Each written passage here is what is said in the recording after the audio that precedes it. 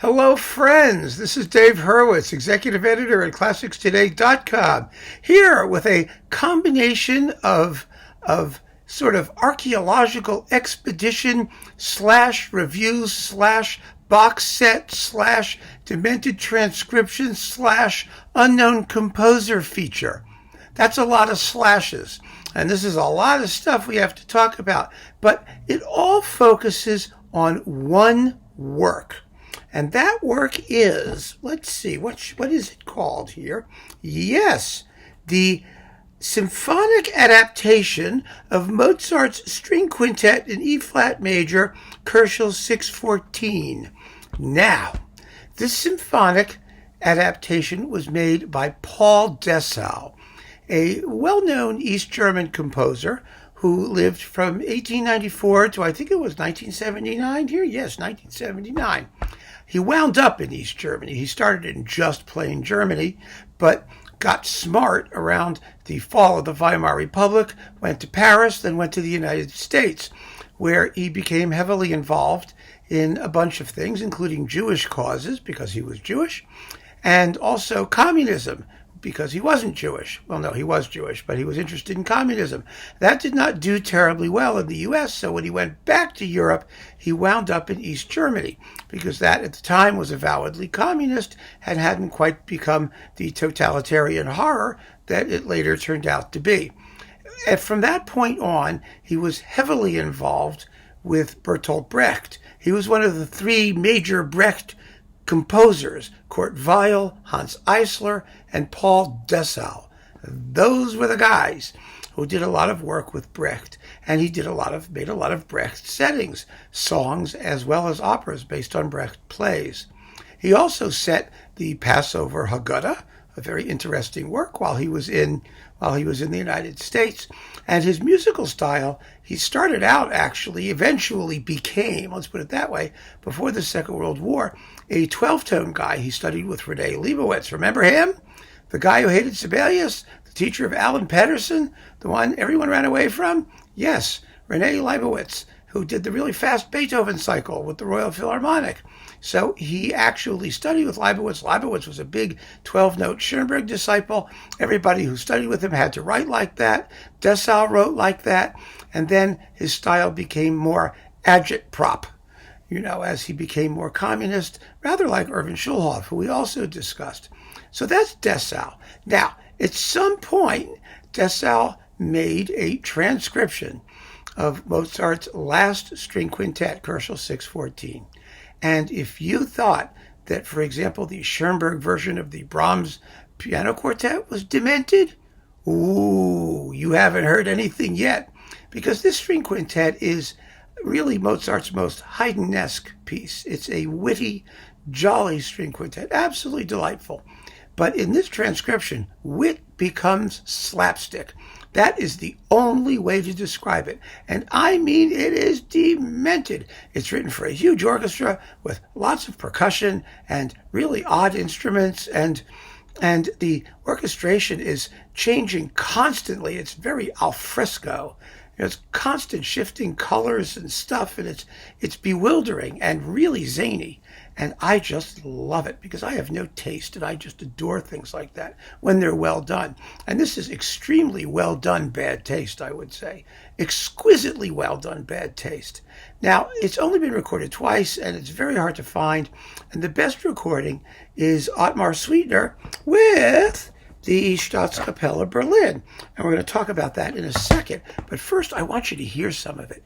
You've absolutely got to hear some of it, because you are not going to believe what happens to this innocent little string quartet once Paul Dessau gets his greedy little fingers on it. Oh my goodness, it's marvelous. All hell breaks loose. You're not going to believe it. So first, let's start out with the original. I'm going to play you the first couple minutes of the finale. And as I have permission to use it, thank you again, Andreas. The Aaron Quartet, playing with Nabucco Imai here, playing the Mozart quintets. Glorious, glorious collection of Mozart quintets, one of the great ones on the Tacet label. There it is. And we are going to hear the first couple of minutes of the finale of the String Quintet number 6 in E flat major, Kochel 614. Here you go. Listen to this. Listen carefully. Listen hard.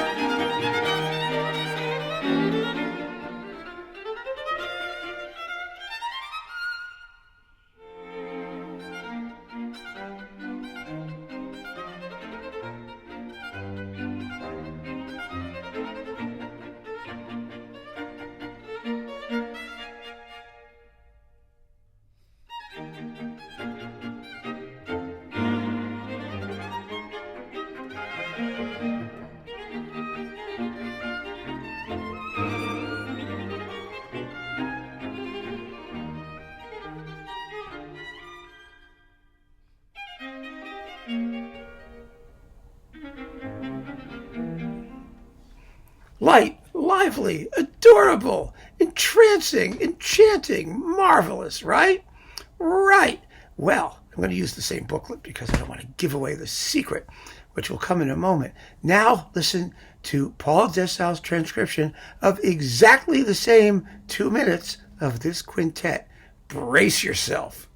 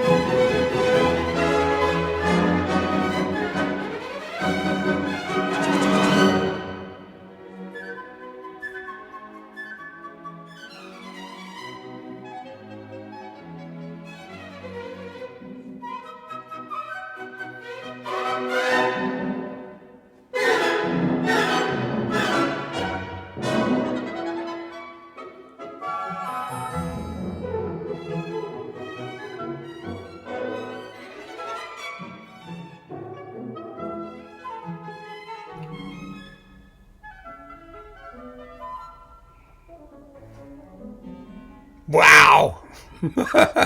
That's something, isn't it?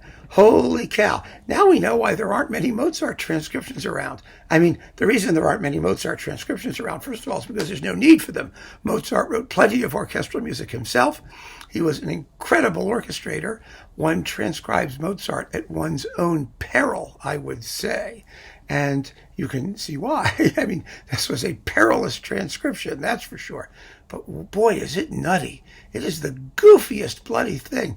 It's hysterical. I think it's just marvelous to listen to. There are moments when it doesn't even sound like the same work, just because of the gaudiness and the outrageousness of the colors, the instrumental colors that Dessau chooses. Anyway, the whole thing is just fabulous. And as I said, that was Ottmar Sweetner with the Berlin Staatskapelle, or the Staatskapelle Berlin. The Staatskapelle Berlin, let's call it that. Now, there are basically two ways to get it. You can get it in two different boxes. And here they are. Let me do it this way so you can see this better. One of them is this Paul Dessau box. This is a 12 CD set. It's on Brilliant Classics. And it's got, if you're interested in that composer, if you're interested in Brecht settings particularly, Bertolt Brecht's art and its musical realization, this is absolutely essential, because Dessau was the most prolific of all, I think, of the composers who worked extensively with Brecht plays. You get in this box 2 discs of orchestral music, including his Second Symphony, and this piece, the symphonic adaptation, along with all kinds of other pieces ranging from his 12-tone stuff to his communist-influenced political agenda stuff. It's quite an assortment. Then there's a disc of piano music, 1.5 discs of lieder and incidental music on 2 discs, and then the remainder are 4 different operas based on mostly Brecht. And so these are classic East German productions that have been licensed by Brilliant Classics for this purpose. And if you're a hardcore Paul Dessau guy or Brecht person, you're going to want to hear this. It's probably a bit much to ask you to purchase just for the sake of getting the symphonic adaptation of Mozart. Much easier on the purse and on your life, and possibly interesting for other reasons, is this box. Let me hold this up so it's not so much of the light. This is the Berlin Classics Staatskapelle Berlin Legendary Eterna recordings. This is only a 5-disc set. They could have done dozens. It would have been wonderful. And there would have been more legendary recordings. This purports to contain, this is for the 450th anniversary of the Staatskapelle Berlin. It contains the ultra-legendary recordings. These are ultra-legendary. What makes something ultra-legendary? I have not a clue. I did not really notice anyone ultra-legendarizing these recordings. Not only that, the Staatskapelle Berlin is not 450 years old. This is one of those things that German orchestras do, especially the ones in the East, like the Gewandhaus in Leipzig. You know, they're in a contest to see who was around more in the Middle Ages. It's all BS. Modern orchestras didn't exist till the 19th century. Anywhere. And the first major freestanding orchestra was the Paris Conservatoire from 1828. But the first sort of modern public subscription concert type orchestra that was out there was there were both of them, 2 of them. It was the Vienna Philharmonic and, believe it or not, the New York Philharmonic. And they both got going in 1842. They're regular consistent series since that point. You see, it all depends how far back you want to date it. I mean, the Gewandhaus concerts probably existed in 1520, but the music that was played there was not the standard classics. Let's put it that way. And the composition of the orchestra, which was, 5 zincs and some sackbut things and a few cornetti and a viol or 2, was hardly the modern instrumental ensemble, and there isn't any music written for it. So all of that, hundreds of century business that these people use is just an absurdity. It really, really is. But age is supposed to be valuable. I remember when I was at Stanford, and occasionally I had a radio show on what was it, KDFC in San Francisco. There was an advertiser you may have heard of, some of you, Peet's Coffees and Teas, Peetes, Peet's Coffees and Teas. But at that point, which was 1983, they were very proud of the fact that they were serving the peninsula since like 1977. And in California, that was a long time, having been there for almost a decade. So, it all depends on your frame of reference. But this box, this 5 CD box, let's get to it, contains some really fine performances. Ultra legendary? I don't know. But some very interesting stuff, including, let's see, it's mostly Ottmar Sweetener and some Günter Herbig. Disc 1 is Sweetener's disc of Mozart overtures, which is fabulous. These are wonderful performances of all the major Mozart overtures, plus the Paul Dessau Mozart symphonic adaptation. And you just got to have it, right? Then disc 2 is Günter Herbig, and it contains Mendelssohn's Midsummer Night's Dream, a very, very fine recording of the Midsummer Night's Dream overture and incidental music, and the Paul Dessau orchestral music number 4, which is a very, very gnarly 12-tonish, squeaky bloopy piece, which just goes to show he could write music as alienating and ugly as anybody, even in East Germany. It's really a difficult and I think kind of interesting piece. I enjoyed it. It's very defiant and harsh and rugged. It's kind of interesting. All right, then you get the Bruckner 7 with Sweetener, and it's very good Bruckner 7. Swift tempos, but very beautifully played, beautifully phrased, beautifully balanced. Sweetener was such a musical guy. And then you get his Mahler 2nd. Now, the Mahler 2nd is sort of an acquired taste. I think it's very interesting to hear how Mahler was done before Mahler was, coming in a dime a dozen, and when orchestras had very different sounding characteristics. This is not a great Mahler 2nd, but it's a very sincere Mahler 2nd, and it has passages that are played with enormous conviction. The ending is glorious. It really is. I mean, Sweetener really nails the ending with a big slowdown in the final chorale and an organ that's nicely present. But up to that point, it has its soft spots, shall we say. But it has the same basic musical qualities that characterize everything that Sweetener did. So it's a very nice performance for what it is, but it isn't the most idiomatic and powerful Mahler performance out there. I enjoy it. I enjoy it because I like Mahler, and I like hearing different versions of these things that are good. I don't like difference for its own sake, mind you. I like difference that has some sort of musical basis. And Sweetener always has a musical basis. He's very musical. And then, let's see, the last disc is terrific. You get Richard Strauss's Symphonic Fantasy on Die Frau und Schatten, which is the absolute worst opera excerpt that Strauss ever made. His heart wasn't in it. And it's such a shame because there's so much great music from Die Frau und Schatten. Erich Leinsdorf did a much, much better Frau und Schatten Symphonic Fantasy. You should hear his version of it. But you get Strauss's here, and Hugo Wolf's Penthesilea. Penthesilea is the same story as Scharka. Amazon Queen falls in love, everybody dies. That's that story. And then Pfitzner's music from Die Kätzchen von Heilbronn.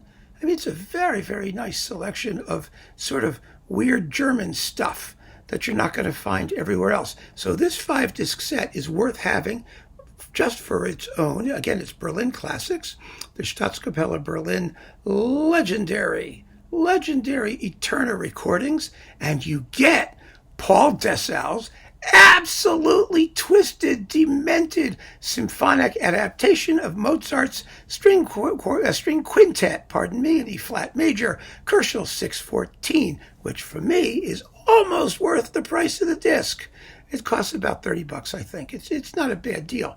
And you may want to add this to your collection for other reasons besides. Some of you had talked about the Sweetener Mahler too, and this is where you'll find it. This is the easiest place to find it right now, I believe.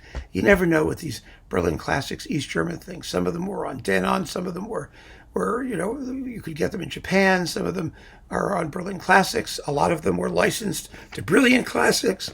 So they're all over the place. But this is a good bet. So that, my friends, is the talk that began as a demented Mozart transcription, then became a Paul Dessau survey that later turned into a Staatskapelle Berlin box. And all of this stuff is tons of fun, and there's lots of it. But I hope that this gave you something, some reason to shuffle around and find some of this music.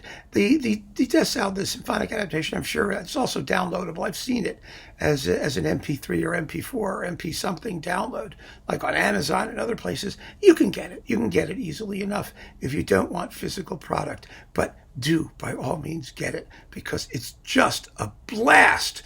Keep on listening, folks. Thanks for joining me. Take care.